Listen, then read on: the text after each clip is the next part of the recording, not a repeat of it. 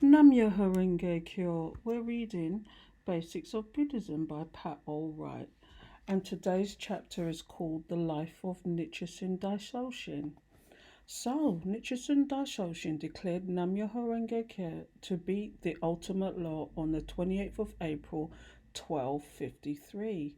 26 years later, on 12th of October 1279, he inscribed the Daigohonzon, a great mandala dedicated to the happiness of all humankind. He died in 1282, having devoted his life to the study, reformation, and propagation of Buddhism. The young Senechiminwario, splendid son, as he was named at birth, was born into extraordinary turbulent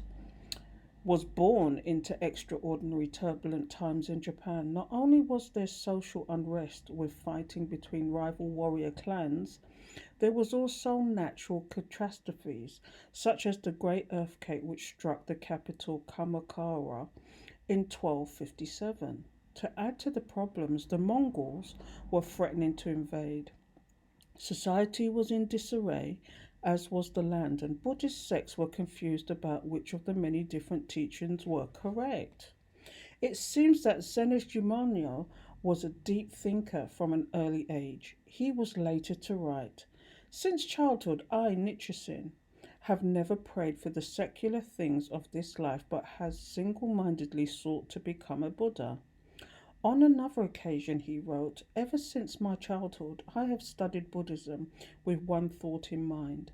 Life as a human being is pathetically fleeting. A man exhales his last breath with no hope to draw in another. Not even dew borne by the wind suffices to subscribe this transcendence. No one, wise or foolish, can escape death. My sole wish has therefore been to solve this eternal mystery. All else has been secondary." Senichi Mario was the son of a fisherman. His parents may have sensed his potential as they sent him to study at the local temple at the age of 11. There he prayed to become the wisest man in Japan. In response to his seeking mind, he became enlightened to the essential nature of life, which enabled him to distinguish between truth and illusion. He set out to study all the Buddhist teachings from the age of 15 when he became a priest. Shakyamuni, the first founder of Buddhism in India, had predicted 3 time periods during which Buddhism would develop and change after his death. During the first 5,000 years, he said, people would be able to attain enlightenment through his teachings. In the second millennium, Buddhism would become dominated by ritual and formality, gradually losing its power to lead people to enlightenment. This duly happened around the 6th to 9th centuries AD, which many temples were built in China and Japan. According to the Japanese Buddhist tradition, the third period, known as the latter day of the law, began in 1052. At this time, Shakyamuni had said Buddhism would decline and a new teacher would appear to spread the true law, suitable for the people of that age, which would last 10,000 years and more. The Buddhist sects of the time were therefore afraid that the attainment of Buddhahood would no longer be possible through their traditional methods of practice. New schools sprang up. The Jodo sect, also known as the Nembutsu, was the most popular of these among the common people.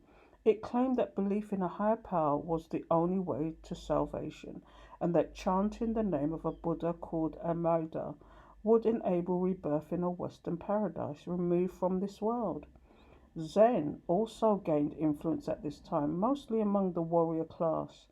It advocated abandoning all the written text and concentrating on personal effort under the guidance of a teacher. Both were attempts through an opposite end of the scale to simplify Buddhist practices, which had become extremely complex and beyond people's capabilities. It was widely accepted at that time as it probably was in medieval Britain, that the actions and beliefs of the people were reflected in their environment. Thus, if people were practicing the correct religion, they would expect to be rewarded with good weather, peace, and harmonious social conditions. It was blatantly obvious that this was not the case in Japan in these times of huge difficulties. The, these are described by Nichiren Dishonin in one of his writings. In recent years, there are unusual disturbances in the heavens, strange occurrences on earth, famine and pestilence, all affecting every corner of the empire and spreading throughout the land. Oxen and horses lie dead in the streets, the bones of the stricken crowd the highways. Over half the population has already been carried off by death, and in every family someone grieves. Nichiren Daisoshin travelled extensively to study at all the temples which were centres of learning. He was confident, with his enlightened life condition, that he could find documentary evidence for the correct Buddhist teachings for the latter day of the law. He returned after his travels to the temple of his education, Shiak Shoji, and gave a lecture declaring Nam-Myoho-Renge-Kyo to be the teaching for this time. It was then that he took the name Nichiren, Sun Lotus. At the same time, he vicariously refuted the four prevalent Japanese Buddhist sects, which included Zen and Nembutsu. Because of this, he's sometimes described by other Buddhist sects as benevolent or even militant, although he never bore arms. He was certainly full of conviction that Nam-Myoho-Renge-Kyo, the heart of the Lotus Sutras, is the ultimate Buddhist teaching and the only way to enlighten in this turbulent age of the latter day of the law. He based his conclusions on documentary proof, the Lotus Sutra, theological proof, the study of doctrine, and the actual proof, the facts that it works. A law that is easy to embrace and this easy to practice was taught for the sake of all mankind in the evil age of the latter day of the law. It is important to understand that Nichiren Daisoshin's overriding concern was for the welfare of the people. He could see clearly that misleading philosophies led to misery. His declaration that all people equally can obtain Buddhahood here and now deeply upset the priests and people in authority who wanted to retain their power. His denunciation of authorities which use people for their own misguided ends was unequivocal. However, one had only to read his letters to his followers to see that his compassion towards ordinary people was truly great. His statements drew upon a lifetime of persecutions. He knew, however, that he was carrying out his purpose in life as the Buddha of the latter day of the law and fulfilling the predictions of Shakyamuni. These predictions were quite specific, detailing the persecution which would befall the votary of the Lotus Sutra in the latter day of the law, including exile on more than one occasion. Nichiren Daisoshin was exiled twice, to the peninsula of Aizu and to the island of Sado. Both banishments were meant to ensure his certain death.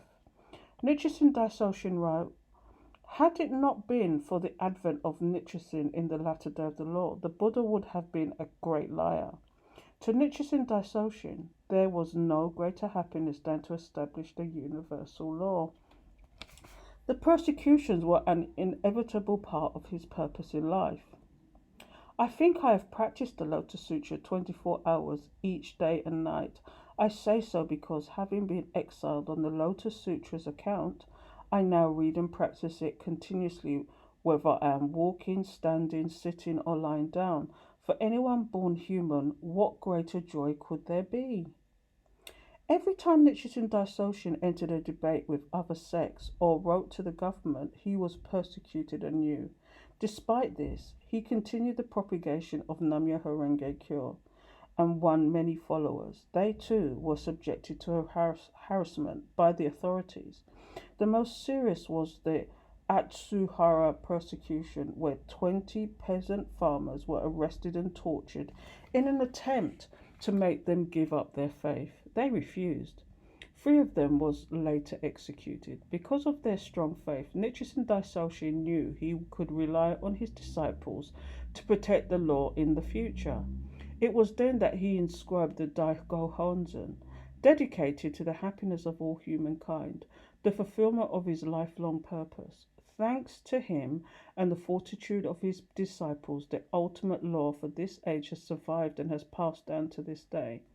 Now, in the second year of Kohan, 1279, it is 27 years since I first proclaimed the true teachings of Saichioji Temple.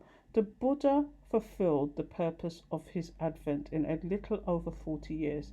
Tien Tai Hai took about 30 years, and Dangayo some 20 years. I have repeatedly spoken of the indescribable persecutions they suffered during those years. For me, it took 27 years, and the persecutions I faced during this period are well known to you all. I'm sorry if I butchered some of those names. Japanese for me is very difficult sometimes, but I hope you got the gist of that. So until next time, Nam-Myoho-Renge-Kyo.